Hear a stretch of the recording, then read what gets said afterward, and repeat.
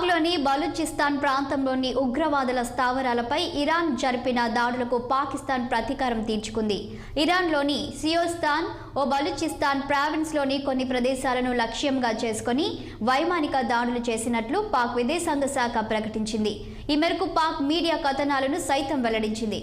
అయితే ఏ సంస్థకు చెందిన స్థావరాలపై దాడి చేశారో వెల్లడించలేదు. మంగళవారం పాక్ బలూచిస్తాన్లోని జైష్ అల్ అదిల్ మిలిటెంట్ గ్రూప్కు చెందిన 2 స్థావరాలపై ఇరాన్ దాడి చేసింది.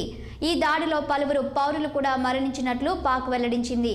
అయితే ఇరాన్ చేసిన దాడికి ప్రతీకారంగా 24 గంటలు తీరకముందే పాక్ ఎయిర్ స్ట్రైక్ చేసింది. ఈ దాడిలో 4 పిల్లలు 3 మహిళలు మరణించినట్లు సియోస్తాన్ ఓ బలూచిస్తాన్ ప్రావిన్స్ డిప్యూటీ గవర్నర్ తెలిపారు. వారెవరూ ఇరాన్ పౌరులు కాదని వెల్లడించారు. పాక్ దాడికి సంబంధించినవిగా పేర్కొంటూ సామాజిక మాధ్యమాల్లో పలు ఫోటోలు, వీడియోలు వైరల్ అవుతున్నాయి. అయితే అవి పాక్ చేసిన దాడి దృశ్యాలని చెప్పడానికి ఎలాంటి ఆధారాలు కనిపించడం లేదు. ఇదే సమయంలో పాక్ కొన్ని కీలక నిర్ణయాలు తీసుకున్నట్లు తెలుస్తుంది. ఇరాన్లోని రాయబారిని వెనక్కి పిలిపిస్తోంది. దాంతోపాటు భవిష్యత్తులో జరగబోయే అన్ని ద్వైపాక్షిక పర్యటనలను ఉపసంహరించుకున్నట్లు ప్రకటించింది.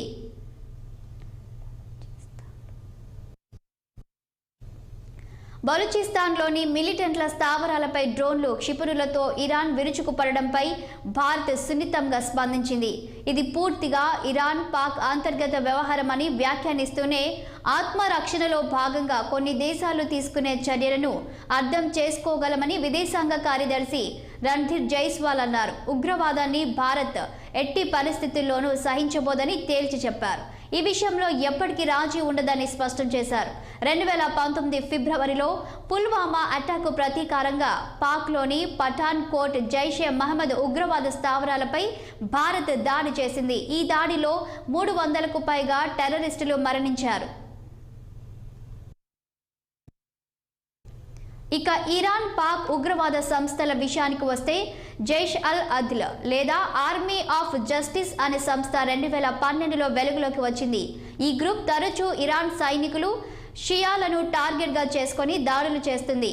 ఈ గ్రూప్ పై ఫోకస్ చేసిన ఇరాన్ ఎదురుదాడి చేసి గ్రూప్ సభ్యులను చాలా వరకు మట్టుబెట్టింది. అయితే అందులో ప్రాణాలతో పారిపోయిన కొందరు ఇరాన్ సరిహద్దుల్లోని పాక్ భూభాగంలో తలదాచుకున్నారు. ఆ తర్వాత జైష్ అల్ అదిల్ క్రమంగా రిక్రూట్మెంట్ను పెంచుకొని తిరిగి పుంజుకుంది. పాక్లోనే ఉంటూ ఇరాన్ సైనిక స్థావరాలపై దాడులు చేస్తూ వస్తుంది. ఈ నేపథ్యంలో జైష్ అల్ అదిల్ పాక్లో ఉంటూ అటాక్ చేస్తున్న ఆధారాలను పలుమార్లు ఆ దేశం ముందు పెట్టింది ఇరాన్. కానీ పాక్ సరైన రీతిలో వారిని పట్టుకునే ప్రయత్నం చేయలేదు. ఈ నేపథ్యంలోనే చాలా కాలం తరువాత పాక్లోని 2 జైష్ అల్ అదిల్ స్థావరాలపై ఇరాన్ దాడి చేసింది. ఇరాన్ దాడికి ప్రతీకారంగా తమ వైమానిక దళం కౌంటర్ అటాక్ ఇచ్చినట్లు పాక్ చెప్పుకుంటుంది.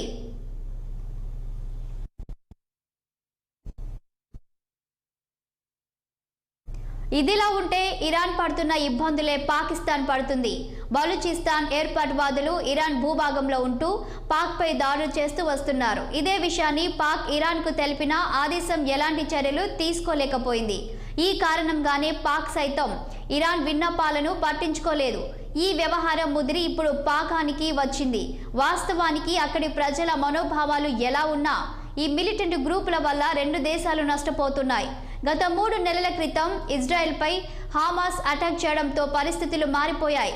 ప్రతీకారంగా హమాస్ను తుడిచిపెట్టాలన్న దృక్పథంతో ఇజ్రాయెల్ కౌంటర్ అటాక్ మొదలుపెట్టింది. ఈ పరిణామం మిలిటెంట్ గ్రూపులతో ఇబ్బంది పడుతున్న దేశాలకు ఊతమిచ్చింది. ఇప్పటికే హమాస్కు సపోర్ట్గా ఎర్ర సముద్రంలో ప్రపంచ దేశాల వాణిజ్య నౌకలపై హౌతీ రెబెల్స్ దాడులు చేస్తున్నారు. వారిని అడ్డుకునేందుకు ఆ సముద్రం గుండా వాణిజ్యం నెరపే దేశాలు ఒక్కటై కౌంటర్ అటాక్స్ చేస్తున్నాయి. సరిగ్గా ఇదే సమయంలో ఇరాన్ చెవిలో గోరిగలా ఉన్న జైష్ అల్ అదిల్ను మట్టుబెట్టేందుకు ప్లాన్ వేసింది. అనుకున్నదే తడవుగా పాక్ భూభాగంలో ఉన్న జైష్ అల్ అదిల్ స్థావరాలపై దాడి చేసింది. ఇదే అదునుగా భావించిన పాక్ తమను ఇబ్బంది పెడుతున్న బలూచ్ మిలిటెంట్ల స్థావరాలపై కౌంటర్ అటాక్ చేసింది. ఈ దాడులు స్వీయ రక్షణ పేరుతో మిలిటెంట్లపై చేస్తున్న దాడులుగా అంతర్జాతీయ నిపుణులు భావిస్తున్నారు. అయితే ఈ బాంబుల బంతాట ఇంకా ఎన్ని దేశాలకు విస్తరిస్తుందనే రానున్న కాలంలో తేటతెల్లం కానుంది.